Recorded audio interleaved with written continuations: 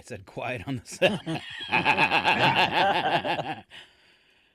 Copies. McVie took a 16-year hiatus from Fleetwood Mac at the turn of the century, but returned in 2014 and found fresh success with Lindsey Buckingham.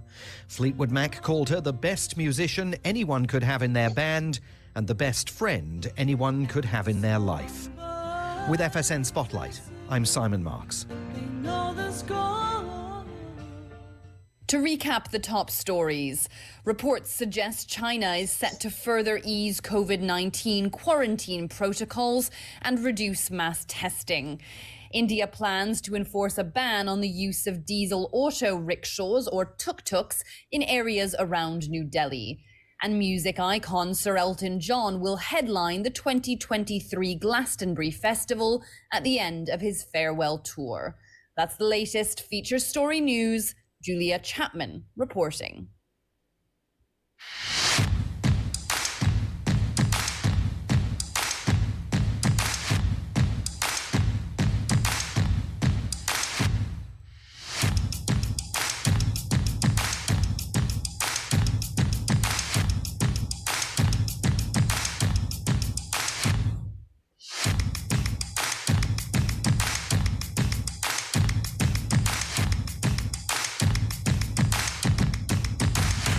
Good morning. It's KCHW 102.7, and here we go on a finally Friday edition of your KCHW Morning Show. Excited to have the full crew in this morning. Yeah. All right, Mr. Yay. Woo. Mr. Phillip Dutton live from the big city of Addy, and we have Brandon Hanson. Where are you broadcasting from today, Brandon? Under about 10 feet of snow. Okay. All right. Are you at home then? Yes, I am at home. All right. That's why, and somebody, it was funny, a couple weeks ago when we had just a picture of you, Brandon, somebody said, I'm all creeped out. That one guy ain't moving. So just a picture sporting Brandon. But Brandon, some good news for you. I have talked to the board treasurer, and she has ordered you a microphone and a webcam, and it's going to be delivered right to your door. So I'm so excited. All right, so we'll get rid of that beer can Brandon. That's what we're going to call him, because that's where it sounds like you're actually broadcasting from. Mm-hmm. Well, I am talking around a bunch of beer cans. Is that what is causing this? Could very well be. Going on? Yeah, could very well be. All right, but glad to have you both this morning. Woo! And you guys have gotten a lot of snow in the past few days. I logged on to the airport webcam, and it's crazy to see the swipes that the plow's trying to make and how much snow they're pushing off the airfield yesterday. Let's see, weather-wise, 24 today. You've got a 15% chance of more snow. Let's see, partly cloudy skies this morning will become overcast by the afternoon. Tonight, dropping down to 16, still keeping that 15% chance of snow, though. Your weekend looks like this, boys. Mostly sunny on Saturday, 31 and 14, and that is going to be great because we'll be talking about it in just a few minutes, but it's city sidewalks Saturday morning beginning at 10 on the streets of Chewelah. Sunday, 29 and 10, partly cloudy, and Monday, 22 and 11. Under partly cloudy skies. So definitely some cool temperatures to go along with this. Looking at your extended forecast, a chance of snow every day for the next 10 days, and I don't see a single temperature getting above 31. Wow. So now, Phillip, I think you, I believe you said earlier you were going back to work at the ski hill for the winter. Is that correct? Yeah, actually, this year I will be at both places all winter. All right, so you're going to be serving at slinging drinks at the Rusty Butter and working at the ski hill. Can you tell us what you do at the ski hill? Is that okay? Oh, yeah. I guess my official title would be assistant ticket office manager. Okay. I try to do my best Heather Ludwig impression while I'm at work and she's not there. She's great. She's really good at her job, so it makes my job really easy. All right. But yeah, there's a lot of stuff that goes with that. Ticket sales and seasons pass. But generally, we're like the first person or persons that you would see when you get to the mountain. Nice. All right. Watch for Phillip. All right. And did our friend Angelique come back this year? She did not, unfortunately. Oh, that's heartbreaking. That's heartbreaking. I was know. going to have you I give her a didn't- hug. I didn't know until I actually was getting started there, and I had texted her about it. And I was like, "Where are you?" All right. And Mr. Brandon Hanson, all quiet in the background. How are things going at TED? And are you making any appearances today? Yes, I'll be down at the Chewelah Public Library from 10 a.m. to 3 p.m. as part of TED in the Library. So if you want to say hello, throw eggs at me, or get some small business services, just swing by. I can tell you all about TED and what they do. I'm not cool enough to be an assistant to the ticket office manager there. Assistant to the assistant manager. Yeah, I like that. All right, so Brandon, just tell folks a little bit about, give us a nutshell of what kind of services they can talk to you about at the library today if they're thinking of starting to open a small business. If you have been thinking about, hey, I want to start a business, kicking around the idea, I can help you with business planning and show you some of the resources around here, or at least find some info for you to help get your business started. There's a lot of organizations that can kind of help you with that initial process of getting the business off the ground. It's not, just a push button thing. There's a lot of steps and things you have to do to get your business going there. So we help with that. And we also have a few things at TED, like our loan program, that can kind of help get some capital there for you. So that's what we do. So if you're thinking about starting a business, or just would like to see kind of what TED does, I can help you out there and kind of talk you through what you're looking to do, what you are doing, and if you want a business plan, I can help you with that as well. All right. Are you still doing stories with the Independent as well? Yes, I'm doing stories with the Independent and never getting sleep, so it works out pretty good. All right. I imagine being somebody with a journalism degree, you really enjoy being able to still do that part-time, huh? Yeah, it's a lot of fun to write, and still kind of stay connected to the community there. And I enjoy doing the journalism part. I have a few journalism, shall we say, side gigs going on. I also write for a paper on the west side as well, and then Loggers World magazine, which comes out monthly there. So I did not kick the journalism butt. It did not go away. All right. I like that. Loggers World.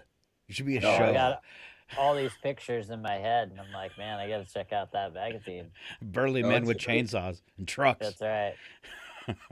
Yeah, no, that is exactly what the magazine is. All right. Let's take a look at what the kids are having for breakfast on the second day of December. All right. They're going to have some bread. It's a slice variety. It says yummy yogurts, fruit, fresh fruit, fruit juice, and milk choice for your breakfast. And then for lunch today, it's a typical Friday fare: hamburger on a bun, a hot dog on a bun. I never went to, they didn't have those double choices when I was a kid going to school in Chewelah. So I wonder if you can talk them into sometimes if they have extra getting both a hot dog and a hamburger. Yeah. Well, you can always go for seconds. I remember that. All right. Also, What, really? Oh, I didn't Yeah. know that. seconds. Yeah, you It was had either some left over. You hot swing or around for your cold. second burger. Always pays to flirt with the lunch lady. That's all I'm saying. French fries, carrots, apple slices, and again, milk choice for today. Events, we kind of, I mentioned that coming up on Saturday, big deal, city sidewalks. This takes place on the streets of Chewelah, and it's our annual holiday celebration. And of course, an opportunity, the Chamber does this to bring businesses together on Saturday to help with shopping local for the holidays. So you'll have things going on all over town with the businesses as well. The new creative district District is in the mix. They are going to be at the Aaron Huff Memorial Center. I know they're doing some other stuff at the center, too. They're having different performances. But they are bringing Christmas in Chewville and actually coming to town. The Grinch, Cindy Lou, and the Grinch's dog. So be catching them for selfies around town as well. Then we have the Farmers Market. They're going to be between the Aaron Huff Memorial Center and the Senior Center, and they've got their open-air big tent. They'll have artisans, bakers, live music, cookies, apple cider, and more. That's going on the whole time as City Sidewalks as well, both of those between 10 and 3. And for City Sidewalks, they're going to have places where you can get hot cocoa, enter some drawings, candy canes, live music, dance performances, tractor rides, even an art show going on, and of course, Santa Claus and the Carolers. So all that happening tomorrow beginning at 10 on snowy streets. It's going to be pretty, boys. That'll be sweet. I'll be down there all day. All right. Representing? Golf course. Okay. Hard to tell since you have 2 jobs, I got to ask. I know, yeah. I just thought he was just going to go down there all day. I'm just going to be representing. Brandon, were you the Grinch this year? I'm always the Grinch, Scott. That is my nature. I sit up on my Sand Canyon Hill and just point my periscope towards Chihuahua and just grump. So you had a little Thanksgiving problem, didn't you? Oh goodness. Yes. Will you? So we got a nice prime rib. We decided not to go with turkey this year. It's getting a little old doing the turkey and it's a lot of work. So we just said, hey, why not do prime rib? So we did that. And, you got to thaw it out the night before or the 2 nights before, get it ready. So it's sitting out on the counter thawing. And I wake up and I go over to it. And somebody has been gnawing on it. Wasn't me, promise.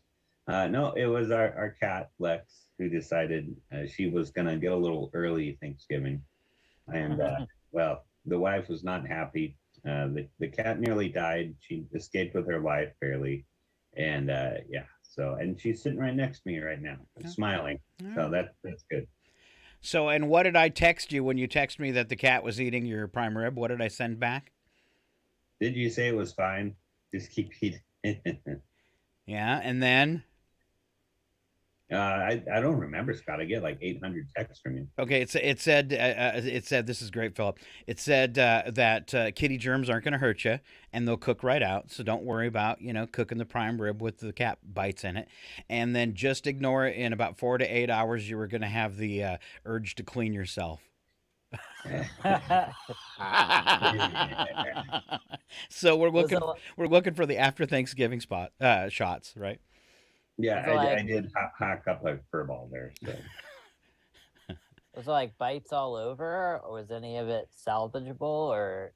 It was salvageable, thankfully. So, the cat lived because of that. I think if it wouldn't have been salvageable, we would have been homing out another cat.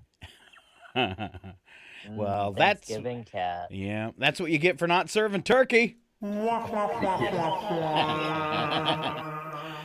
course, the cat would probably love that even a little more, right? I'm with you. Turkey's overrated. All right. I just don't know how this small cat can just dive into this gigantic piece of prime rib. That's what I want to know. It wasn't like wrapped or anything. It was just open on the it counter. ate through the wrapping. Oh, that's impressive. Yeah, we have left bread out before, and the cat's eaten a loaf of bread. Not sure how, but it has. It's like mouse behavior. Yeah. Yes. Yes. And when she does it, get a mouse and bring it inside, she just drops it and lets it run off. So that's good. That's called a nighttime playtime because they get to go back and find it. It's a secret plot. She brings in her toys. It's fun. Mm.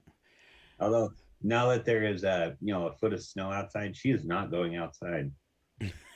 Yeah, they don't like that for some reason. Cold on their paws. Mm-hmm. All right, starting off with a few news headlines this morning before we head to our news and nuggets. A few stories on the lighter side coming up, too. I was really excited. I'm going to start off with science today. It's always scary what they do with those, like the Hadron Accelerator and all that kind of stuff. But they made a wormhole the other day, supposedly.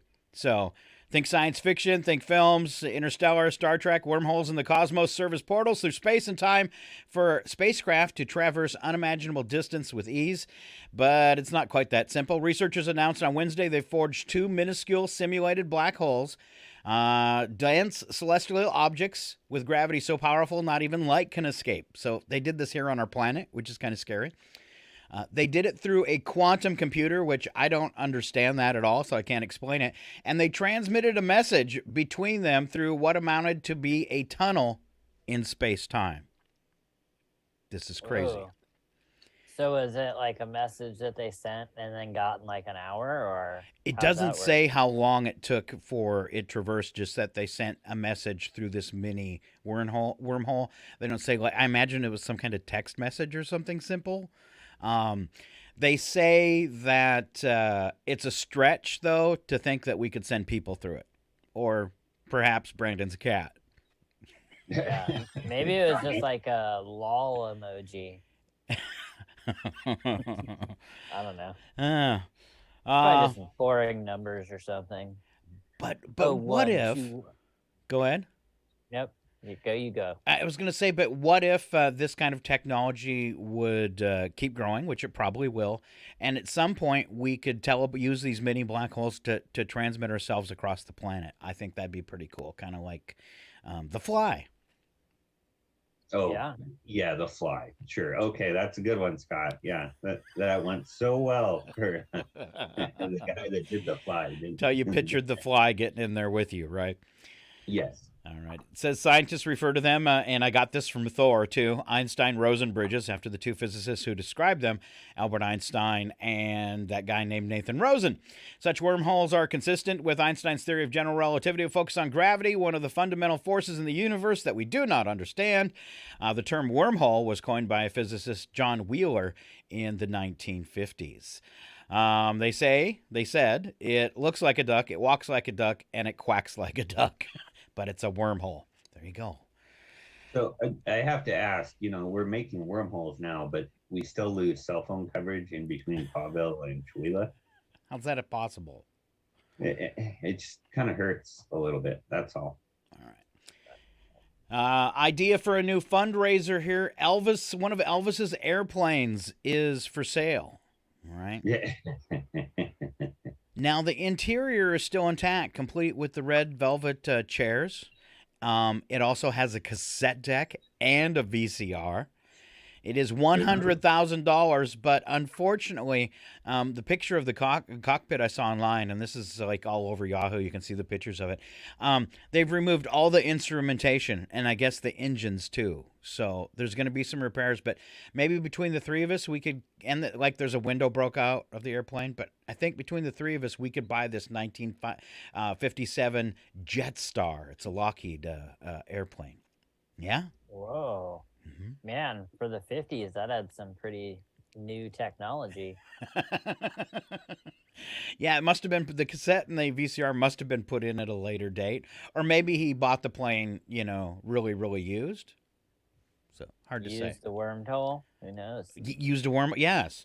Wow. We could go back in time and get the original version. No, maybe not.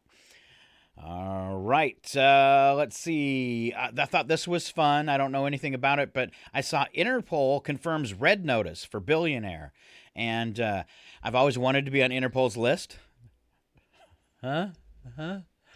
A global police agency confirmed on Wednesday has issued a red notice for Angolan billionaire Isabel dos Santos, daughter of the country's former president, asking global law enforcement authorities to locate and provisionally arrest her so she can be extradited.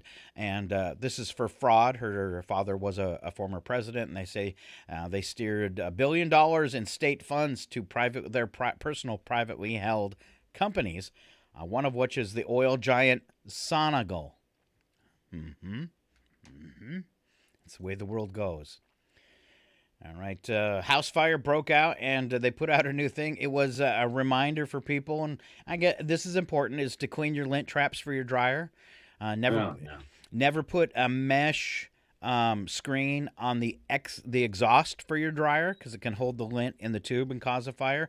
This one actually, though, because things were plugged up, it got the clothes so hot they took the clothes out of the dryer and sat it on the bed. And there was something that was highly synthetic, like a jacket, I think it said, and that was synthetic and rubber. And after they walked away, that clothing ignited on their bed and burnt the house down. So Oh, be careful man. what you're putting in the dryer too, right? Hot clothes. All right. This one's scary for everybody in America. Higher prices along grocery store aisles have become impossible to ignore, whether it's dairy, which has increased over the past year 15.5%, or cereal and bakery products up nearly 16%. What's happening? Well, it looks like the company that bought out Safeway, which is Albertsons, and Kroger, which these two conglomerates own most of the grocery stores all the way already in America. I think Albertsons is number one, Kroger's number two, or vice versa. A $25 billion deal that's going to combine the two larger grocers.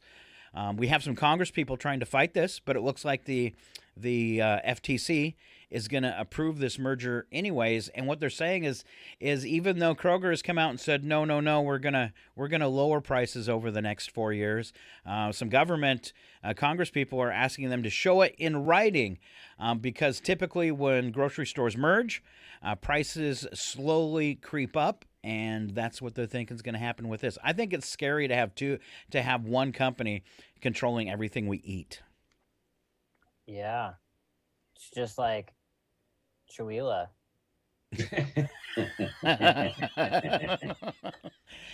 It's the same deal here. I live in a small town. Now we have a tiny grocery store. I think it's called Steaks and Stuff, kind of a specialty store. Then you have, and here our version of a Safeway is called the Hannaford's. And then we have a very small Walmart that carries a limited supply of groceries.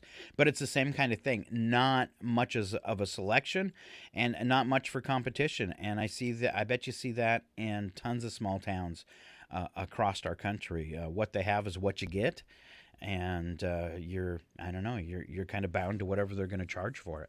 I talked to somebody one time who said they get the flyer from the newspaper, and what's ever on sale that week, that's what they eat. Yeah, it's sad because in places like that, they will intentionally raise the prices higher than, say you were in a bigger city that had more selection. And because of that, I think mega shopping power that those corporations do, you can't really anymore have a private individual that opens up. Remember the old corner IGA stores? We used to have one years ago in Chihuahua where you can actually have that corner store and compete with the larger one. It's got to be really, really tough because they can buy in bulk much more than that small grocery store can. So. Well, yeah, and just like anything, it becomes about transportation. How much of it they can own in order to make their fees less. Yeah. So when you're a one mom and pop grocery store, it's hard to compete with the bigger chains. Sure. You got to be doing something specialty. Go ahead, Brandon. You have to watch out for marauding cats that get into your supply as well. That can be an issue for small grocery stores as well. You go to the small grocery store? Yeah, up at the golf course. Yeah. Somewhere. Nobody knows. All right, Pentagon. And, it seems like whenever a foreign country comes to visit, we show off something. Today, it is the new B-21 bomber. This is America's newest nuclear stealth bomber. Public debut after years of secret development. All I'm seeing right now is I guess they haven't released them yet today, is like an artist rendition of it. It looks very much like the stealth bomber that we've had before. It's the first new American bomber aircraft in 30 years. Almost every aspect of the program classified. ahead of its unveiling today in Palmdale, California. Let's see. Bomber's part of the Pentagon's efforts to modernize all legs of its nuclear triad, which includes silo-launched nuclear ballistic missiles, submarine-launched warheads, as it shifts from counterterrorism campaigns of the recent decades to meet China's rapid military modernization. China, this stuff should scare you guys. China is on track to have 1,500 nuclear weapons by 2035. You only need like a couple dozen. Isn't that enough? Yeah, I think that's enough, guys. Yeah. Sorry, there you got cut off, Philip. What'd you say? Oh, I just said that you know, how many do you need before? I never got nuclear weapons. Like, I get the creation, like, and the race of it and everything, but I mean, is anybody at all interested in like destroying the whole planet? That's what it looks like. I don't know. Ask Elon Musk. Yeah. Air Force previously put the price for a buy of 100 of these aircraft at an average cost of $550 million each in 2010. That's roughly $753 million today with inflation. Unclear how much the Air Force is actually spending. They said this is the most advanced, bomber we've ever had because of the latest advancement in computer technology. So scary though. Because if they've got 100 of them and they all have nuclear weapons on them too, how many nuclear weapons do we have? Probably more. Yeah. I wonder if did you guys see the new Top Gun at all? No. There's a stealth thing in that movie that's actually a real plane, and in it, like, I don't know if it, goes as fast as Tom Cruise made it go, but it looked really cool. And then I was pretty surprised when I was watching like a making of thing, and it was like, this is a real plane. It was made by Lockheed, but so I wonder if it's anything similar than that. I mean, it sounds like it's, typical black stealth bomber looking, but inside it looked like a spaceship. I bet they do, especially this new one with all the latest tech. They end up like flying, somewhere in between, like almost in space. Wow. And who knows? They're not going to disclose all that kind of stuff anyway. It's just like how they don't disclose how fast a aircraft carrier can actually travel. But when my brother was in Vietnam, he said he got to see the Enterprise, and he said it was actually planed out on top of the water. So how fast was that aircraft carrier going? That's impressive. Yeah, totally impressive. Makes boys geek out. All right, big French dinner. The French president at the White House today. Big state dinner tonight. I'm so jealous of France. Any guess why? I don't know why. Why, Scott? Fashion? For what? What was your guess, Philip? Oh, I was going to say fashion industry. No, I am jealous of France because they have a young president. I mean, he's like middle-aged. Just like, look, he looks like 63. A baby. Yeah. Well, he looks a lot younger than ours. I mean, that's all I'm gonna say. All right. You're not looking for towards 2024 when it's going to be old guy 1 versus old guy 2. No, I'm not looking forward to that at all. I'm hoping you'll actually run Brandon Hansen for president. I think you could win. We could start something. I think we could start something. All right, in France, Nice, but I like to call it Nice because that's how it's spelled. They're doing a gun handover for their weapons. Now, gun ownership in France nowhere near as prevalent in the United States, for instance, but gun crimes relatively rare. France is keen to limit the number of illegally owned firearms, as many as 6 million, their authorities estimate. What people are saying when they drop off the weapons is they were my dad's. I didn't know what to do with them. One guy said, I don't really like guns, and it was kind of a souvenir, so I figured this was a perfect chance to get rid of it. There is no penalty for any weapon you bring in. So far, they've got rifles, handguns, ammunition, knives, and grenades. Wow. Huh. Pretty cool. Well, just think of your average person packing around a grenade still. Yeah, I want to see the guy that dropped that off. Like, yeah, these are in the back somewhere. Yeah. Catch. Yeah. Do they get anything in return? It does not say, like, here in some cities in America have done that before, where they give you like $300 a gun. It doesn't say they're giving anything away. It just you can turn them in and face no penalties whatsoever. So, so far 65,000 firearms turned in, along with 1.6 million bullets, and it just says plus other projectiles. A missile. Sounds like it, doesn't it? Yeah.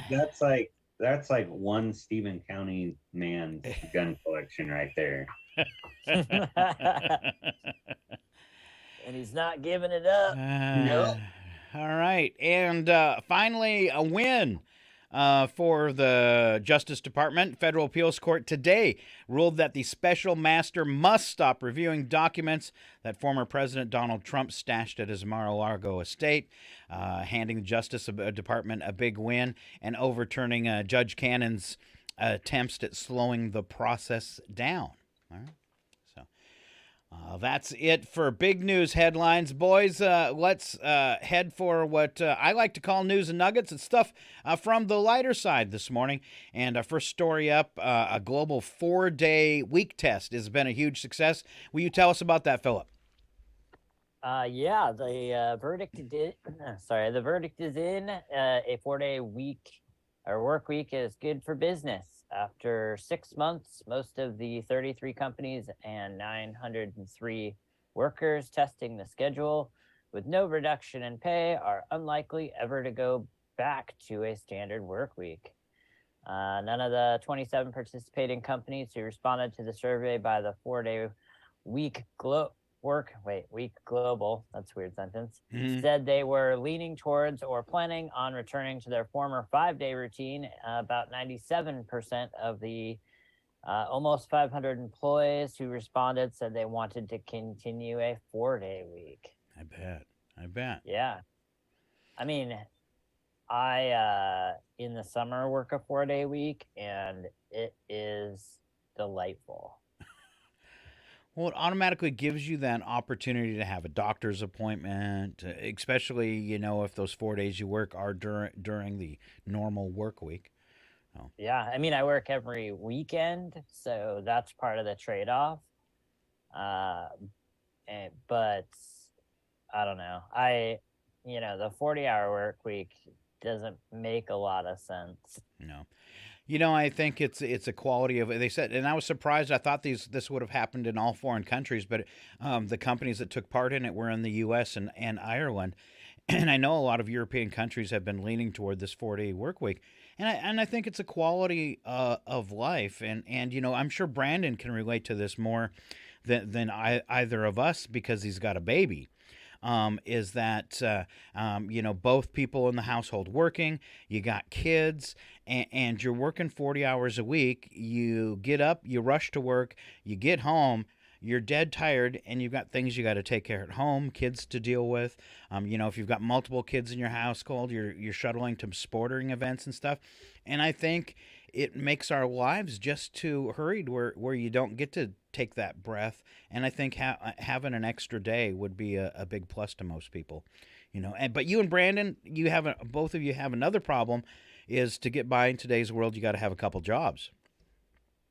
Yeah, I can't remember a time when, even when I was younger, it was either I was in school and I was working, or I was working 2 jobs. And it's not just the 40 hours. I mean, that's just the time you're at work, and most of the time it's more than that. But then if you have any type of commute at all, like, it can easily turn into, 50, 60 hours door to door.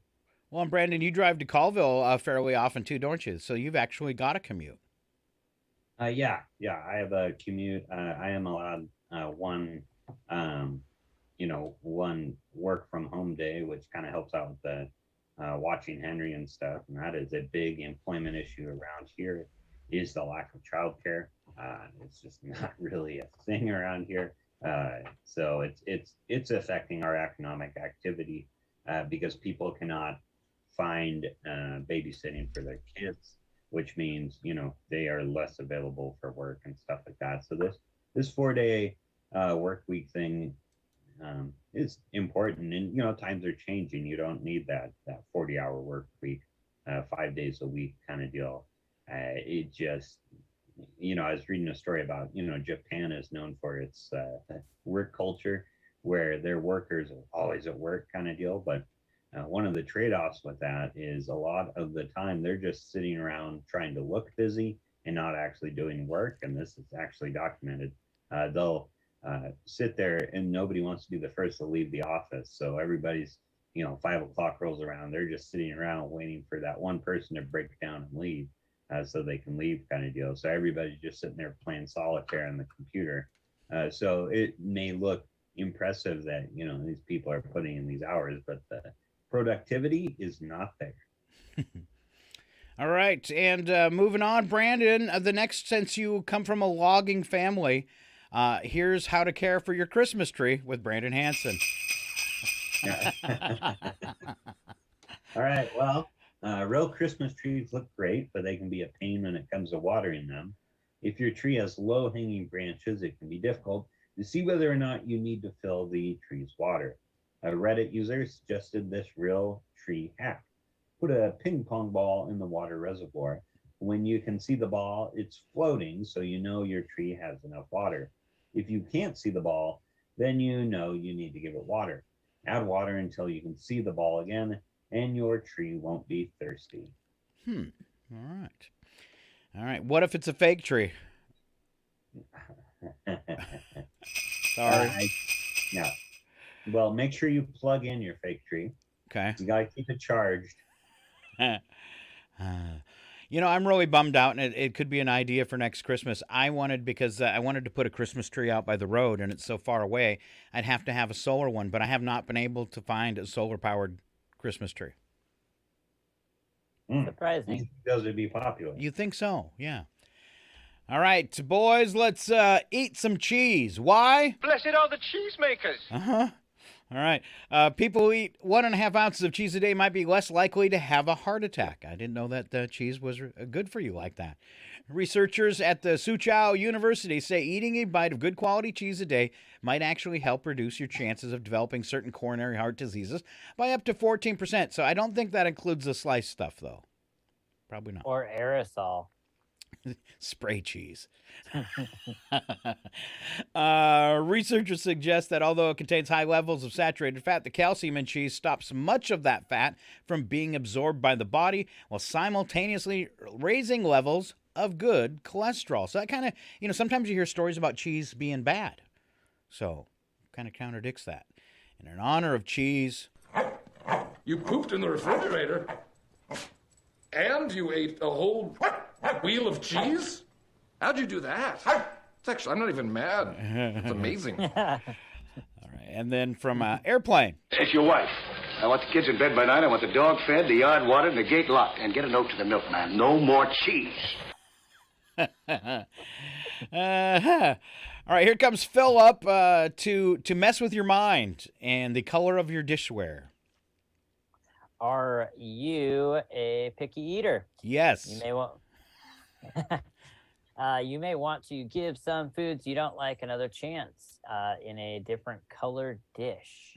A new study finds that color of bowls and plates can actually influence the taste perception of certain people, taste perception of certain people, especially those who are very picky about what they eat. Researchers in University of Portsmouth say this is the first study to find a link between the color of dishware and food neophobia, or the reluctance to eat or try new foods. So my question is, could this work for dieting? So like one of a color that is really a turnoff for me is pink, like Pepto-Bismol pink. It automatically makes my stomach start hurting. So if I had all pink dishes, maybe I wouldn't eat as much. Maybe. Maybe. I can't speak to dishware, but I don't know if you guys remember, but sometime in, I don't know, probably the 90s or early 2000s, Heinz thought it would be a good idea to come out with colored ketchup. There's like green and purple, and I could not eat it because it disgusted me. Like I thought it would, even if I could tell myself it tastes the same, like in my, in my heart, I knew that it tasted different. And so maybe it's the same kind of philosophy. Just the color was a turnoff. All right, more holiday stuff with Brandon Hanson. Brandon, Santa has how long in each house? You figured this out? You've done the math. Yes, because I'm very good at math, obviously. A study out of Sweden found Santa's Christmas Eve journey to homes around the world may seem impossible, but with 2.5 billion homes, he needs only 34 microseconds at each stop. Researchers figured there are 48 people per square kilometer on Earth and 20 meters between each home. So if Santa travels against the Earth's rotation, he has 48 hours to deliver all the presents. Finally. I wondered how he did it. All right. It's amazing that there's only 2.5 billion homes, even though there's like 8 billion people. Right. All right. Let's see. Elon Musk is ready to put chips in human brains. Does this surprise anybody? Oh, no. Here we go. So I prepared some sound effects for this story. First one for Elon. You better start mixing toothpaste with your shampoo. You're getting a cavity in your brain. Musk says he's confident the brain chips developed by his neurotechnological company Neuralink will be ready for human trials within a mere 6 months. Company hosted an event at Neuralink's headquarters in California this week. Are you guys ready for this? 6 months away. I'm ready. So it won't be, did you get the vaccine? It'll be, did you get the chip? We're back to that. People will probably be lined up to do it. I'm sure there'll be a few. Neuralink's brain chip, which is around the size of a coin, has tiny wires embedded with electrodes that aim to monitor brain activity and electrically stimulate the brain. Neuralink aims to embed the chip into a person's skull with a robot the company is also developing.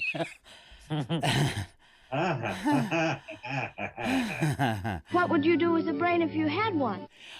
At the event, Musk demonstrated the brain-computer interface technology by showing a video of a monkey apparently fitted with a Neuralink brain chip. I can hear Brandon giggling in the background.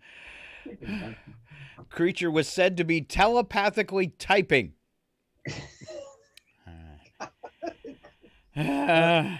At first, the brain-computer interface hopes to give those suffering from paralyzing conditions as a way to communicate via their thoughts. In the future, Musk says, though, the company plans to develop technology that would restore full body functionality to someone even with a severed spinal cord.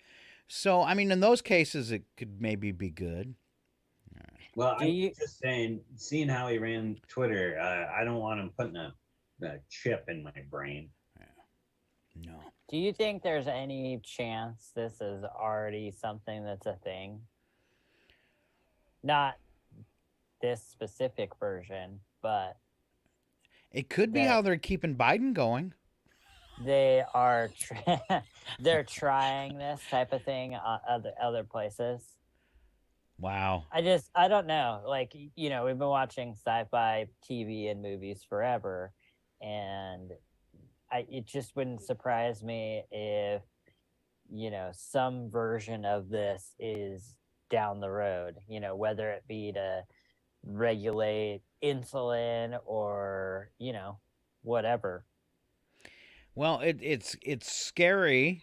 And it seems like more and more science fiction movie stuff is coming true all the time, but it's scary to think along those lines. And it's the same thing I've thought of for cloning. If they're cloning sheep, if they're cloning a giant woolly mammoth, what's stopping somebody in some foreign country, the mad scientist, from cloning a human? Yeah. Brandon's got a sinister laugh in the background. Brain is gone. Yeah. All right. Wrapping this one up, you guys saw did you see the picture of Musk with his Diet Pepsi, his two loaded guns, and what was the other thing? And a knife or something on his nightstand? Oh, it was like a flintlock pistol. And then there was like a space age looking revolver, or like a Glock or something like that too, wasn't there? The worst part was it was caffeine-free Diet Coke, which is the worst Diet Coke. All right. So last sound effect because of that picture. You see, I wanted to be a detective, too. It only took brains, courage, and a gun, and I had the gun. But that's it. Just the gun. All I gotta say is Musk has had some clunkers. His boring company and those little tunnels in he's put in with Teslas that go around him has been a huge flop. And he keeps saying like SpaceX Starship is just around the corner, but we're still waiting for them to get those kinks worried out. I'm just saying that's the last person I want putting a microchip in my brain here. Yeah. I will say that I'm loving my internet. Oh yeah, you got what do they call it? Starlink? Yeah. Now, Game one changer. thing I will say with Starlink, one thing we do have to worry about is the sustainability of Starlink. Everybody's enjoying it now, but if that cost to keep all those satellites up is too much, that's a service that, if it ever, financially failed, that, those satellites don't stay up in orbit for very long. It's a little bit different than, the HughesNet satellites, which are launched much higher in orbit. The Starlink ones are closer to Earth, but that means, they have a much smaller lifespan. So SpaceX has to keep pumping those things up into orbit, which, on the flip side, we have a lot of junk up there now, because of course we do. So that must be fun, putting up that many satellites up into orbit again. We're really junking up our space around the planet here. Well, it surprised me those 17 got wiped out by the solar storm, and you were waiting to get your service, Phillip, but it didn't seem to cause any delays. Your service still came on, and he had lost 17 satellites. Yeah. Well, I mean, they're going up in, basically a reusable rocket ship. You can track the launches, but they, send up hundreds a year. Wow. I think they send like 15 or 20 at a time. They're basically, whether this is scary or not, like forming a giant mesh network over the planet. It is scary. Yeah, that won't be an issue. But I mean, we have one already in the ground for cable. I mean, I don't know. I don't see if it's that much worse than what we've already done to our planet. All right, moving along, Phillip. How to give a gift to somebody you don't like? I need this. What do you do when you have to give a present to somebody you don't like? I don't know that I've ever been in that scenario. But gotta give someone a gift, and you don't like that person. A survey found the best gift for that person is a donation in their name. That way the person gets nothing, a charity gets the money, and the planet doesn't get one more thing tossed in its landfills. I kind of like that. I just get them almond rokas. That's what I do. Almond roka. Fruitcake. He doesn't like almond roka. Yeah. It's terrible. You. It's like the colored plate thing. It looks like cat litter. I can't eat it. You got some weird cat litter, Scott. Well, it looks like what comes out of the cat litter. Oh, man. I told you a million times you can't eat that. But it looked like almond roka, Phillip. Yeah, you just get somebody like, I don't know. Yeah, the donation thing's a great idea, though. Especially if you can, also, if you know that person well enough I mean, you can give them a donation that they are again is going to make them real uncomfortable. I think I know where you're going with that. We have a special fan of the show that texts you sometimes. Maybe we can make a donation in their name to something. Okay. All right. I got a challenge for you, Brandon Hanson. We've got a kind of a sports story about Cheez-Its, and I want you to do it in your best sports broadcasting voice. Ooh, here it is. All right, it's just about to be college football season, and that means it's just about to be time for Cheez-It to reestablish themselves as the nation's most committed bowl sponsor. Yes, on Thursday, the company announced that 4 players competing in this year's Cheez-It Bowl and Cheez-It Citrus Bowl will get a chance to stay in the feeling the cheesiest hotel rooms before the game. That sounds terrible. They also announced that fans will have the chance to earn a cheesy experience of their own. Fans who attend the Cheez-It Bowl pep rallies will have the chance to stay in a replica of these hotels on the field at the Camping World Stadium and watch the game from the replica room. Oh my God. Oh, Blessed are the cheesemakers. exactly. All right. The photos of these rooms are hideous. It's just all orange. Yeah. Oh, you clicked on it? Yeah, I did. Unfortunately, yes, I did. Oh my God, my eyes are burning. I was just trying to Cheez-It pep rally. All right. Moving on to bits and breaks this morning before we actually head to the break. It's KCHW Chihuahua. First up, killer quotes. I've got a couple of them for you. Never mistake motion for action. Yeah, it's Ernest Hemingway. Nobody really wants to hear about anybody else's injuries or how your back feels or whose back doesn't hurt. Peyton Manning. And that's right. Nobody likes to hear you to complain about your medical problems. Just treat everybody like it's their birthday, even if they don't deserve that. And that is Robbie Novak. There you go. Back to Phillip with his first holiday poem. Oh, yeah. I'm always first with the Christmas lights, and it makes my neighbors frown. They say it's unfair advantage, since I never took them down. All right. And our next story, science shows redheads have genetic superpowers. Who should do this story? Oh, no. This is worse. The ugly people know who they are. Sorry, Brandon. Just a joke. You know, in fact, Brandon, while you do this story, I'll go ahead and I'll make your picture really big online, okay? Oh, perfect. Yeah. Okay. Excellent. Excellent. Yeah. Redheads, it turns out, are pretty special people. Yeah. They smell better. Yes, the doctor first recorded this fact in his book, La Parfume de la Femme. He reportedly detected that red-headed women emit a particularly distinct aroma, that of ambergris, an earthly and sensual scent.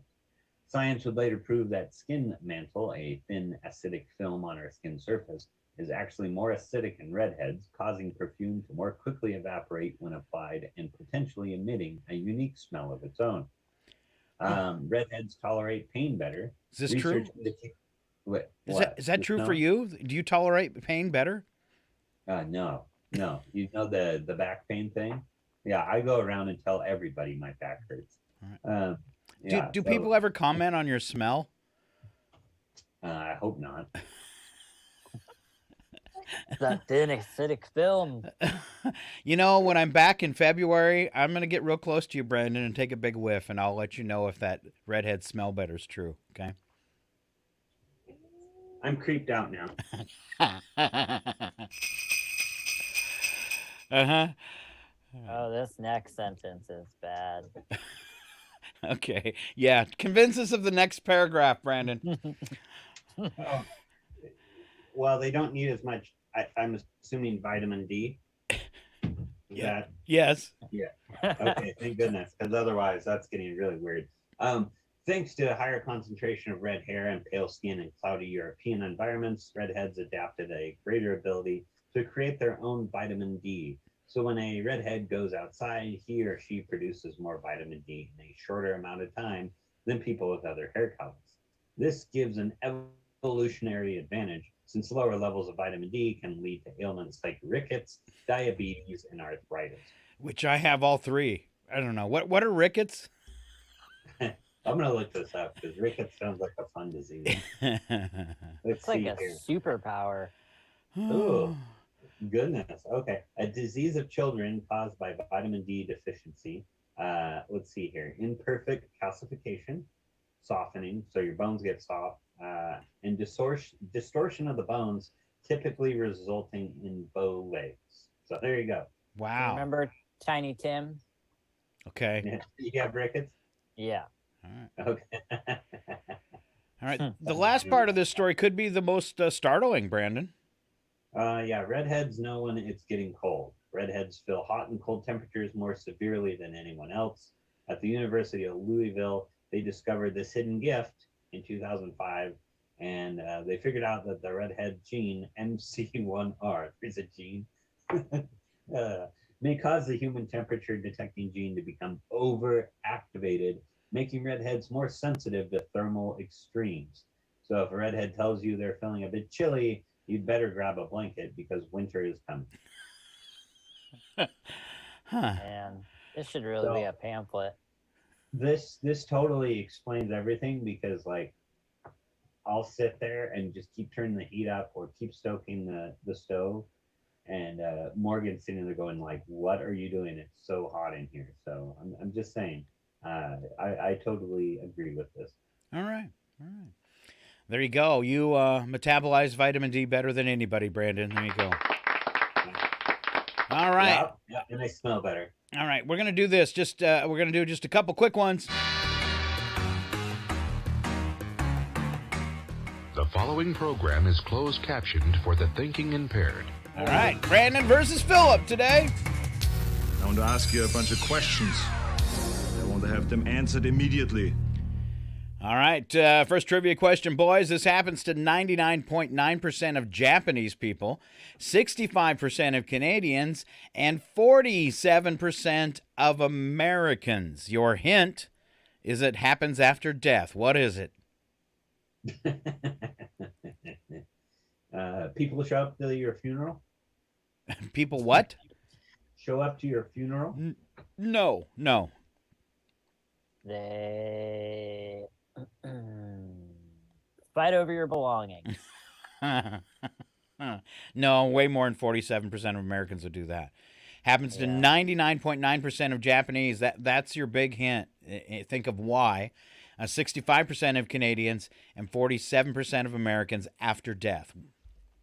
Oh, they're cremated. They are. All right. Because they don't have room for all those burial plots like we do here in America.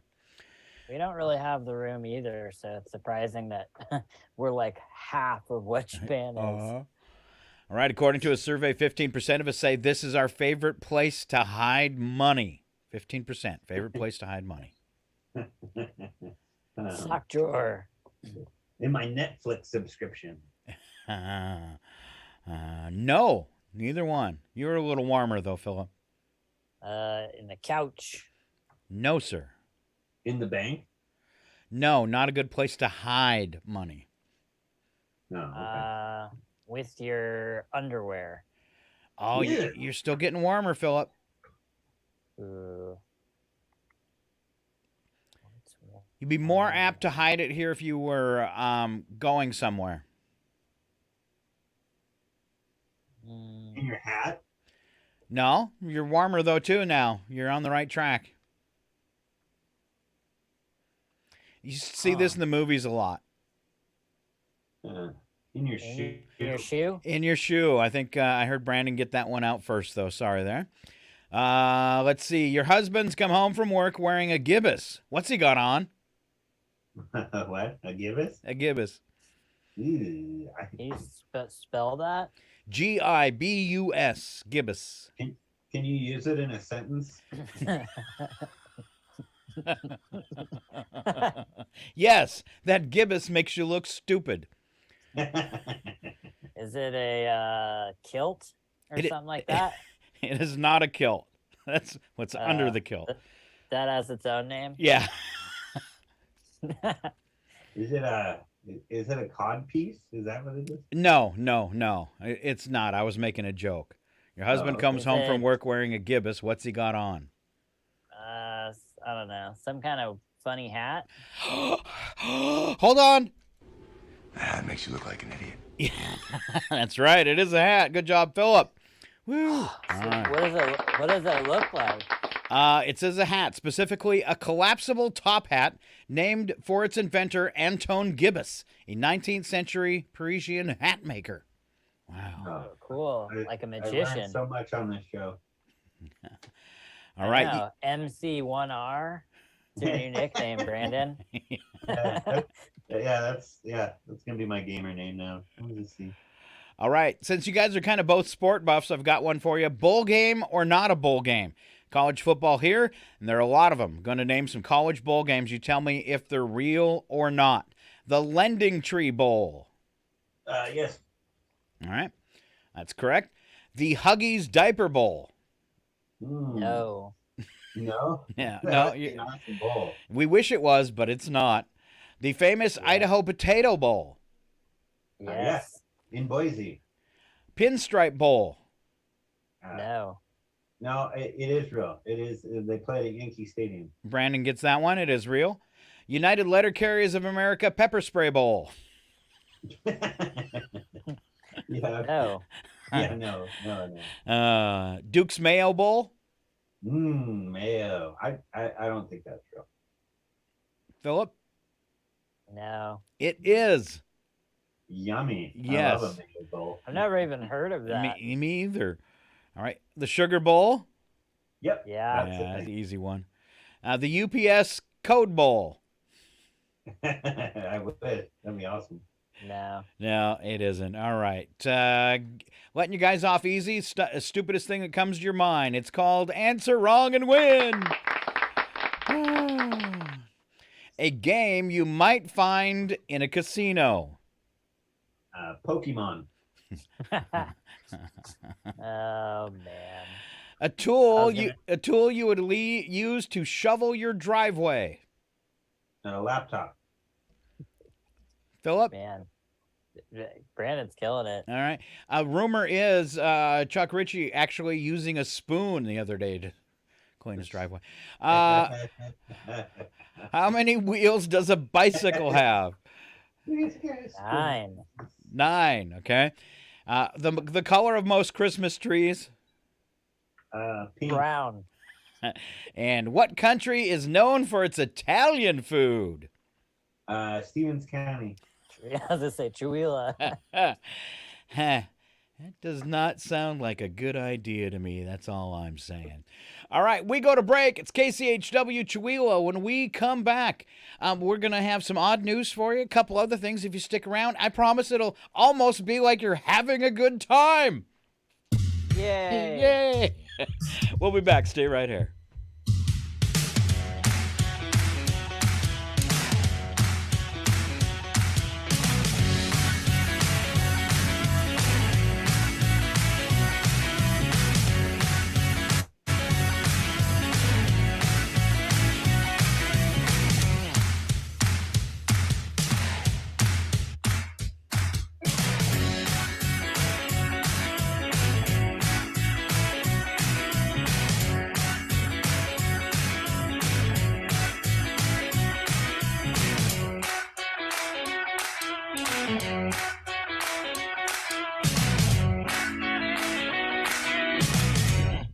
It's 8:27.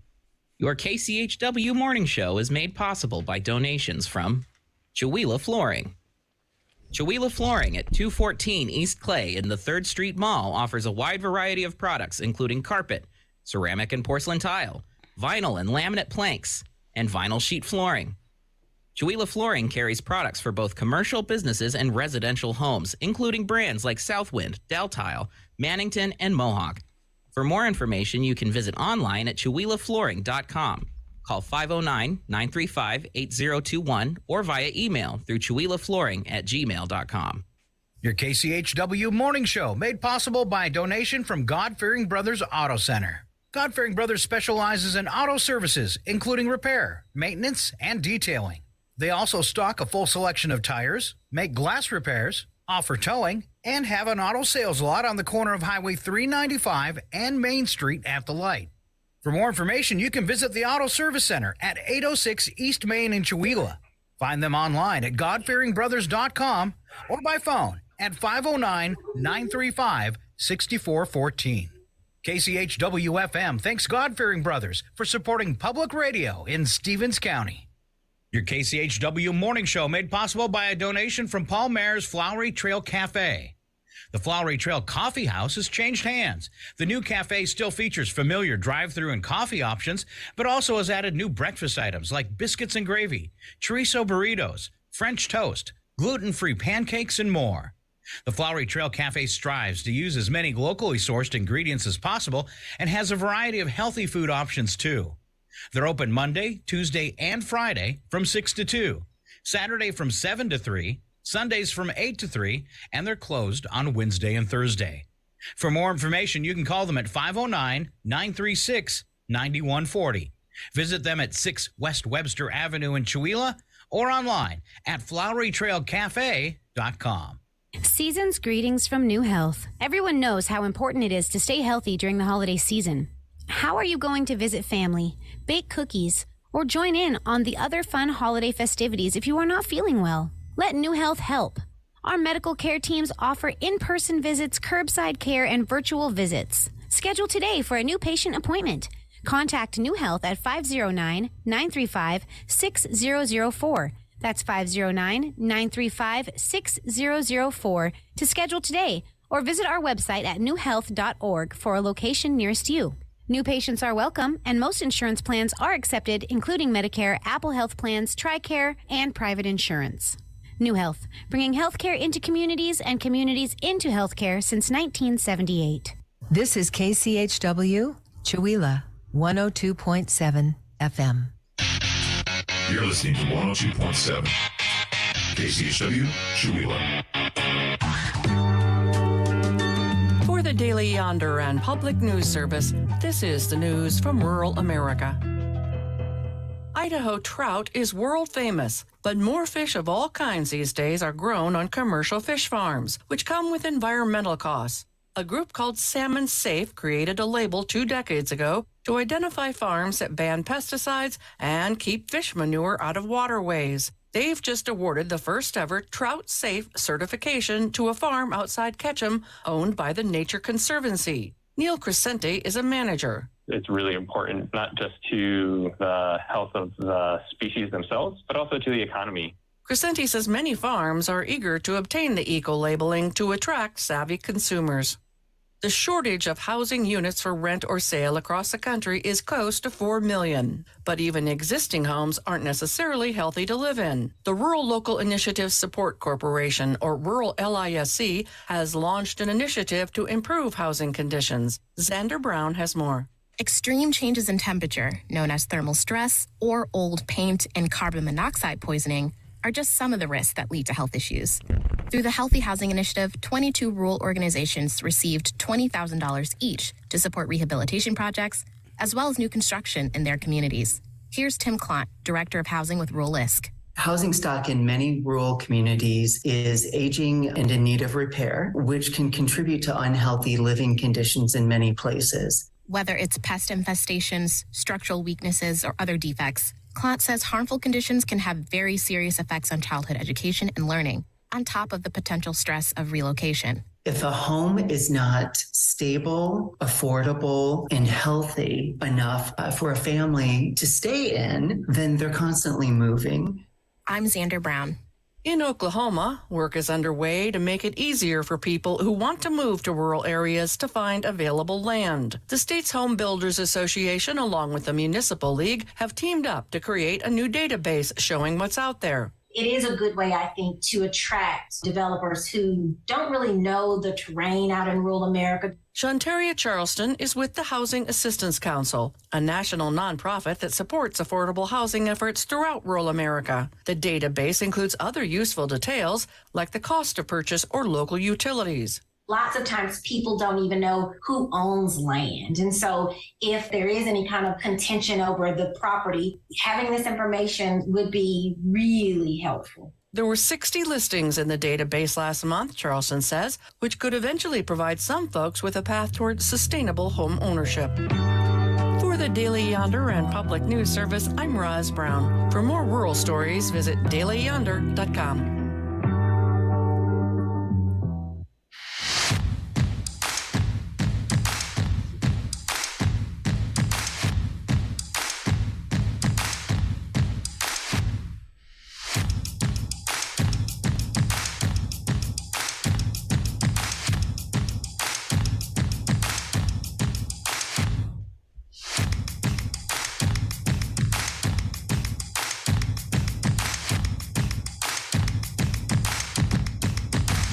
And we're back. It's KCHW 102.7, finally Friday edition of your KCHW Morning Show. You've got Phillip Dutton, Brandon Hanson, and myself, Scott Allen, this morning. Thank you, boys, for being here. And I think we are all from home today. It's that amazing technology. Right here in Chewelah. Pretty impressive. I like to think so. Anyway. Yeah.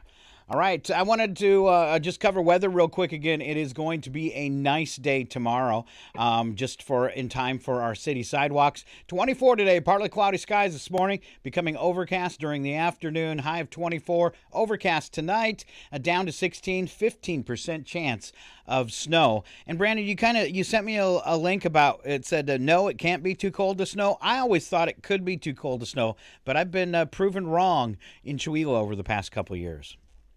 Man, I was always telling people, well, it's too cold to snow. This is impossible. Like, when it drops below 20 degrees. Sure. But I guess it still can. So another Stevens County tale proven wrong. All right, and proof of that will be, let's see, now let's go into Saturday, 31 and 14, mostly sunny skies, and then Sunday, 29 and 10 under partly cloudy skies, 10% chance of snow Saturday, 15 on Sunday. Monday right now, partly cloudy, 22 and 11 with a 10% chance of snow. All right. I want to move into, I like to kind of rip on the movies because I've been so disappointed as COVID, requirements have waned and our movie theaters have just gotten no better at releasing something good. In fact, it's so bad this weekend, they're re-releasing Top Gun Maverick. Anybody got a wah-wah-wah? Wah-wah-wah. Yeah. All right, this one not for the timid. Violent night. When a group of mercenaries attack the estate of a wealthy family, Santa Claus must step in and save the day and Christmas. Violent night. All right, might be kind of fun. Second Chance in theaters, documentary chronicling the life of Richard Davis, the man who invented the concealable bulletproof vest, shooting himself 196 times in the course of his career to prove the effectiveness of his bulletproof vest. Ouch. Wow. Yeah. Who does that? All right. In theaters, Emancipation, a runaway slave forges through the swamps of Louisiana, a torturous journey to escape plantation owners that nearly killed him. Also in theaters, Framing Agnes turns the talk show format inside out in response to the media's ongoing fascination with trans people. The film breathes life into 6 previously unknown stories from the archives of the UCLA Gender Clinic in the 1950s. Another movie in theaters, Hunt, a spy movie based on the 1980s national security planning. Let's see. Number 10 in theaters. Gunter, found in a German forest as a 4-year-old, grows up in a foster family. 4 decades later, he leaves a normal life. Huh? Okay. That sounds super exciting. That gets the wah-wah-wah. I like how it goes on and on. And it's like later he spends time with his daughter, and then he gets married, and then he works, and then he dies. All right, I know the kids like this one. Diary of a Wimpy Kid, new movie, Roderick Rules. This is on Disney+. The Eternal Daughter, a ghost story from acclaimed filmmaker Joanne Hogg. That is in theaters and on video on demand. Four Samosas, an unmotivated Southern Asian American rapper, along with 3 other first-time thieves, plan a heist on a grocery store owned by his ex-girlfriend's dad in order to steal her wedding diamonds and disrupt her pending engagement. That sounds fun. All right. On Netflix, a remake, Lady Chatterley's Lover. We won't get into that one. Scrooge, A Christmas Carol on Netflix. It's the supernatural time-traveling music adaptation of Charles Dickens' occult Christmas story. Is that the one with Will Ferrell? Probably. Yeah. Nope, that's on Apple TV. Oh, okay. All right. All right. And then Senior follows the tender but appropriately irreverent account of the life and career of Robert Downey Sr., the fearless visionary American director who set the standard for counterculture comedy in the 60s and 70s. Now, is that Robert Downey Jr.'s dad? Yeah. Okay. I thought maybe. All right. A couple other, there's going to be a new Indiana Jones trailer. I can't believe they're doing another one. I saw, What is that? Raiders of the Nursing Home? Is that the name of it? I saw the trailer yesterday, and it looks pretty good. All right. I was impressed. Is it slow moving? Yesterday was like Trailer City. There was a trailer for the new Guardians of the Galaxy. There was one for The Mandalorian Season 3. There was one for Indiana Jones. All right. It's pretty wild. Man, can you, I gotta wonder what the plot lines are. Like, is he going after the Holy Grail of Metamucil or something? Like, what is he doing in this? Dial of Destiny. It says the first film in the series not directed by Steven Spielberg, nor with a story written by George Lucas, with Spielberg serving as a producer instead. It says John Rhys Davies reprises Rosa Saleya. New cast members include Phoebe Waller-Bridge, Mads Mikkelsen, Boyd Holbrook, Thomas Kretschmann, Toby Jones, Antonio Banderas. No kind of thing about what the theme is. No Shia LaBeouf? Nope, he's gone. What about... Forever. Forever? Oh, man. He was my favorite part of the Indiana Jones 4. So. Really? All right. No, I'm kidding. Oh, yeah. Oh, man. All right. Man, how old is Harrison Ford? We got to look this. I'm sorry. Okay, you Google that. And also coming out, Paramount Pictures giving a glimpse of the new film Transformers Rise of the Beasts. Studio shared a teaser trailer for that sci-fi action movie on Thursday as well. You might have missed that one, Phillip. Nope, saw that one too. All right, did it look good? Yeah, I mean, Transformery, so. All right. I mean, I'm sure all the Transformers movies have been like, big Michael Bay movies with lots of explosions and loud sounds. So if you're into being entertained at the theater and, not too thoughtful on plot or story, then yeah, they're great. If you like a busy movie where you can't even tell who's fighting who. Yeah. Yeah. It looked like there's some cool special effects and, stuff like that. So that stuff's fun. Sometimes it's cool just to go to the movie theater and forget about everything else. Sure. All right, it's the 7th installment in the Transformers film series. I didn't realize they're up to 7. Also, it's a sequel to the 2018 film Bumblebee. A new film takes place in the 90s, follows a young man who is caught up in the battle between the Autobots, Decepticons, alien robots who can transform into different vehicles and other forms. It's so cool. All right. Dune prequel series. Yes. How old is Harrison Ford? 80 years old. No way. Yeah. Wow. So it would be like Joe Biden doing a Indiana Jones movie. We should give him a whip. Actually, I would really enjoy that if Joe Biden just showed up to his press conferences dressed like Indiana Jones. That would be amazing. Oh, and it's Indiana Jones and the Hunt for My Reading Glasses. Indiana Jones and Where Is My TV Guide? Yeah. And sad news here for Brandon Hanson. Star Wars revealed that the release of the next season of The Mandalorian on Disney Plus has been delayed. Season 3 will debut March 1st as opposed to its original February 2023 window. Are you going to be okay, Brandon? I'll be all right. All right. I'll survive. All right. Do you think they're bringing back Baby Yoda? Well, why wouldn't they? Yeah. Come on. I think they have to, don't they? Should just Yeah, they change the name at this point.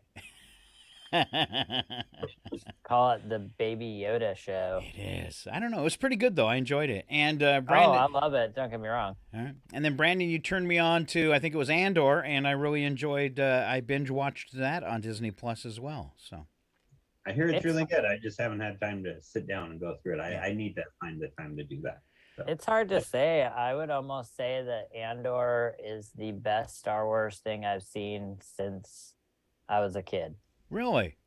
Now, it's just so much different than anything that they've done, and it really shows you what it looks like when they like take the time to explore, like, you know, characters and plot lines. And I'll agree with you, it took me the first couple episodes were kind of throwing me off, and I wasn't really enjoying them, but then by episode 3 I was totally into it. So yeah. All right. And you're right, I think the reason why I was turned off at first a little bit was because it was so different. You know, it wasn't what I was expecting, but a very good show. So I'm hoping they do a new season of that as well. There was a part where in that show where, like, I don't know, one of the episodes where I got goosebumps, which was pretty crazy. All right. Yeah. When you actually have a reaction like that to a television show, that's good. Yeah. I'm the same way when you hear like live music sometimes. You know, not the first time it happened to me, I was watching Elton John like from 10 feet away play a grand piano, and it actually brought tears to my eyes. And so that's my thing for music. If it actually, same thing too, is get goosebumps listening to live music when it's really, really good. So yeah. All right. Looks like we got to get Brandon to work, and we're running out of time already this morning. So let's get out the bacon. Slap some bacon on a biscuit and let's go. We're burning daylight. It's the world of strange. A world gone wacky. Out here, due process is a bullet. And some of the scariest people on the planet. I think you're bluffing. Be afraid. You know, you look mighty pretty when you get mad. It's your odd news on KCHW. Just sit back and enjoy the show. All right, we always start off your odd news with a news attack, where the first sentence is true and the second sentence is an attempt at a really bad joke. And let's go clockwise today, boys, starting off with Brandon Hanson on the top of the Hollywood Squares. Brandon. Yeah, the new Indiana Jones is coming out. You know, Indiana Jones 5. And they have a working title. It's called Indiana Jones and Somebody Needs to Come Fix My Laptop. It's starring 80-year-old Harrison Ford. What's a laptop? Okay. Oh, what's a laptop? Right. But no, I do have actual news. According to the latest statistics, the state in the United States with the shortest lifespan is Mississippi at 71.9 years, which is not a lot. Nearly 72 years in Mississippi is probably long enough for anybody. 1 year in Mississippi might be enough. Yeah, that might. Phillip. Researchers say there are now 20,000 bison roaming across the U.S., and 10% are now electric.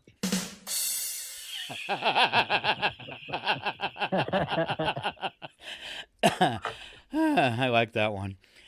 Christmas 3 weeks from Sunday. I made it easy on myself this year. Everyone in my family getting a KCHW back scratcher, also known as a little mini Brandon Hanson. MC1R.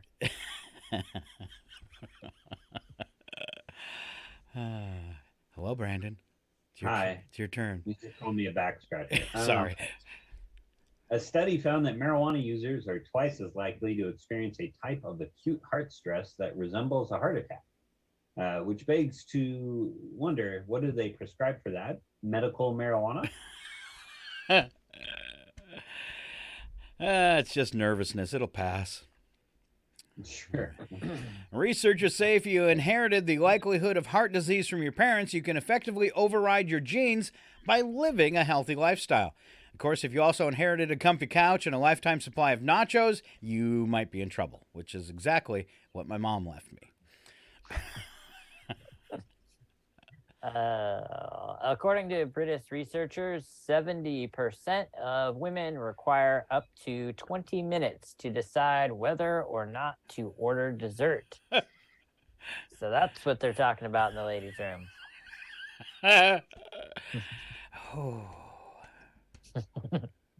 So you guys know the actor Jonah Hill, right? Yeah. So his real name is actually something different. So he's legally changing it now to Jonah Hill. But he should mess with all of us and change it to Jonah Hill Jr. You know why he's changing it? You guys know what his last name is? What is it? Feldstein. Feldstein. I think I messed up the rotation. In a global study of a 4-day work weeks, 97% of participants said they'd like to keep it that way. The other 3% were promoted into management. All right, on to the world of a wacky but true. We don't add anything to these stories except maybe a sound effect. Let's go ahead and let's see. Brandon's still on top. Brandon, kick it off for us. All right. Take yourself to Mississippi, apparently. An argument between two Mississippi men over a golf game led to one golfer to fight another. Yes, Mark Wells of Biloxi, how do you say that? Biloxi initially fled the scene in a Tesla before turning himself in. The victim of the bit nose lost the nose. Yeah, you heard it right. The biter bit off the nose of the other guy. It's like here. The nose was not found. Officers were told that Wells and the victim have been arguing throughout the day over a golf game they played at a resort course. Wow. That sounds awful.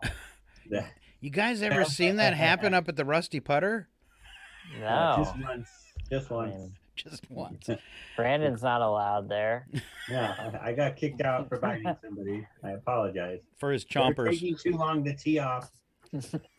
All right. This is what happens after you lose your nose. Wait, I got it. You could play with your magic nose, Goblin. That's horrible. Ren and Stimpy. Yeah. Nice. Dug that one out. Yeah. Phillip? 2 shoplifters in Italy were caught by police who simply had to follow their smell. Their thieves accidentally smashed a 1-liter bottle of perfume as they ran out of the shop, and cops followed the scent into an alley where they caught them. Oh, man. Apparently they weren't redheads. Or maybe they were. Yeah. Yeah, probably redheads there. Yeah. That's why I was laughing. Does it smell good enough for you in there? How do you like the smell? Is it good? Who is that? I don't know. You want me to play it again? Who is that? Does it smell good enough for you in there? How do you like the smell? Is it good? Nope, I don't know. Brandon? I can't believe Michael Jackson. I can't believe you guys couldn't pick that up. All right, one more. Can I smell it? Can I smell it? Here we go. Have you ever heard of an entire road being stolen? Yes. In India, a bizarre case of theft has shocked villagers. When they woke up one morning, they found a 2-kilometer road had disappeared and crops emerging. Apparently, some road thieves used a tractor to plow the road and sow the wheat fields in its place. When people of the village objected, the troublemakers retaliated by attacking those villagers and threatening them with sticks and rods. On Wednesday, several residents of the village brought their complaints to the zonal officer, who promised he's going to look into this situation. What if we woke up and Main Street was gone? Oh, no. All right. And to the zonal officer. The road to hell is paved with good intentions. I don't get it. Back to Brandon. All right. Adam Carter of Baton Rouge, Louisiana, has been arrested after allegedly shooting his father, Ronnie Carter. According to the police report, the two started arguing and Adam got a gun from his room. Ronnie reportedly told his son he should shoot me right here. Adam allegedly did shoot him right there and called law enforcement to turn himself in. Ronnie was taken to the hospital but died from his injuries. The source of the argument is also in the report. Ronnie Carter blew his nose, which Adam said made him extremely angry.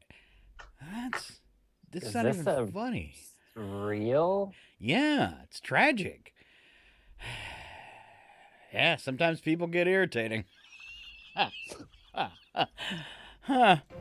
The outside world is a dangerous place, filled with horrible, selfish people. You must stay here, where you're safe. Yes. All right. A meteor, Phillip. Twitter's software determined that Mary McIntyre had tweeted 6 seconds of... Nope. Wait, am I in the right place? Yes. 6 seconds of intimate content without consent from the party depicted. Because of this, her account was suspended. The clip depicted a meteor. McIntyre is an astronomer in England. Her appeals were unsuccessful. What was she? An astronomer. Okay. An astronomer. Her appeals were unsuccessful. That meant McIntyre was off Twitter for 3 months. Locking her Twitter account made her feel a bit cut off from the astronomy world. Eventually, the BBC covered the story and Twitter relented, reversing the suspension. Ooh. Huh. I'm confused. So she posted a picture of a meteor, but they flagged it as intimate content and blocked her, but it was just a meteor. And Twitter's going through a rough time right now. So, yeah, Twitter. And it took 3 months. Yeah. So let's go live to Twitter and see how it's going down. Release the meteor! Release the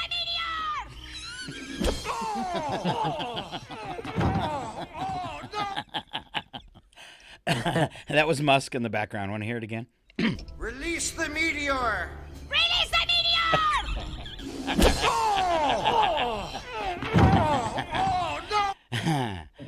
I want to know who the girl was at Twitter. All right. Last one coming out of Alaska, Soldinata. Rescue personnel were called about an animal which had fallen into a home's window well, smashed through the window, ended up dazed in the basement. Not just any animal, though. It was a moose. 7 firefighters, 3 fish and game biologists, and 2 wildlife troopers responded. Wildlife troopers? All right. Biologists sedated the animal, and then the dozen humans rolled it onto a people mover, which is a tarp, similar to like the mafia uses, and hauled it upstairs and outside. Luckily, it wasn't a full-grown moose. Biologists treated the moose's minor injuries from the fall, and after it woke up, it ambled off, much like me on a Saturday morning. And with the tarp. Yes, and I put this little ditty together. Let's see. Are you being smart, Moose? I don't know. There's the first time for everything. No, it wasn't that one. It was this. This is what I put together. M-A-R-T-Y-M-O-O-S-E.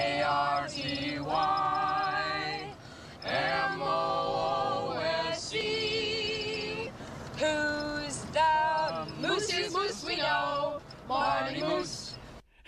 Yeah. Yeah. And which one is that from? I don't know. Oh, Chevy Chase Vacation? Going to see Marty Moose? Yeah, you guys, I'm so disappointed. The one thing we missed today was some goofy holidays, and I thought of you, Phillip, because one of today's, let's see if I can get to it in time, is Bartender Appreciation Day, and you're a bartender. Oh, yeah. No, you know what? I did see that. All right. So Bartender Yay, Appreciation. me. Are you working tonight? Yeah. All right. Yeah. And I have I have something about the school you went to. Hi, Gordon. What you been up to? Big things, Fred. I'm a full-time student at bartending college. Wow. I never had time for a formal education. Well, I decided to make time, but it's not easy. Bartending college is a 4-week course. Gee, how far along are you? Well, let's see. This is Tuesday, the 3rd week. Hey, I'm a junior, and I'm late for a daiquiri lecture. Why don't you join me? Why not? Bartending College. You've already spent enough time on the other side of the bar to qualify for enrollment. Bartending College. We'll teach you everything you need to know. You'll get a starter set of bartenders' jokes like... So I says to the guy, you can stay, but the cow's gotta go. Bartending College. You'll learn how to roll drunks, water the liquor, and skim the cash register. And remember, as the bartender, you drink for free. Last call. For integrity. Best of all, you drink for free. It's not true, is it, Phillip? All right. Thank you guys so much for being here. Mr. Brandon Hanson, live from atop Chihuahua near the golf course. There you go. Thank you, Brandon. Yay. And Brandon, where are you at again today and what time? At the Chihuahua Public Library from 10 to 2, doing Ted in the Library, small business services. So if you want to come and see me, just drop by and I will be there. All right. Beginning at 10, if you're thinking about opening a business, go talk to Brandon. He's got help for you. And Phillip, you are live tomorrow on the streets of Chihuahua, part of City Sidewalks. What you doing? Be manning the booth for the golf course. We're gonna be doing I don't know, I think we're doing some hot chocolate and cookies. We're just gonna be giving those out, but mostly we'll be advertising our Christmas pies. You can get a discount if you sign up at the City Sidewalks, and our pictures with Santa and our pancake feed. Wow, you're gonna be busy. Yeah. All right. Yeah. And don't forget, everybody else, lots of stuff going on downtown tomorrow beginning at 10 in conjunction with, of course, the Chamber put this all together and taken part in it, too. Lots of businesses around the area. A couple nonprofits, too, which include the Farmers Market. They've got a big setup between the Aaron Huff Memorial Cultural Center and the Senior Center. They're going to have an open tent there. And then the Creative District inside the center, they're also bringing in the Grinch and his dog and Cindy Lou. It's Christmas in Chewville is what they're calling it. So lots of opportunities for selfies and fun and shopping. All happens on the streets of Chihuahua tomorrow between 10 and 3. Thank you, Chamber of Commerce. There you go. And thank you, boys, too. Don't forget to have a great weekend. It is KCHW 102.7. Yeah, stay safe out there and enjoy tomorrow in the sun. Right. See you, boys. See ya. Bye. Bye.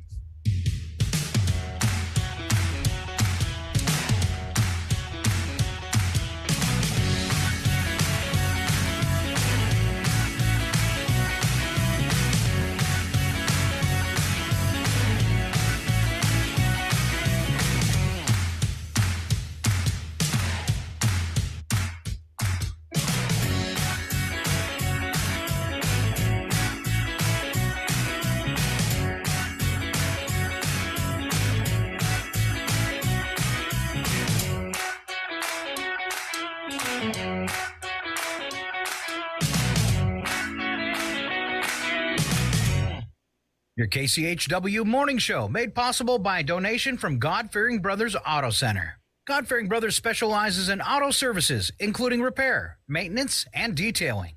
They also stock a full selection of tires, make glass repairs, offer towing, and have an auto sales lot on the corner of Highway 395 and Main Street at the light. For more information, you can visit the Auto Service Center at 806 East Main in Chihuahua.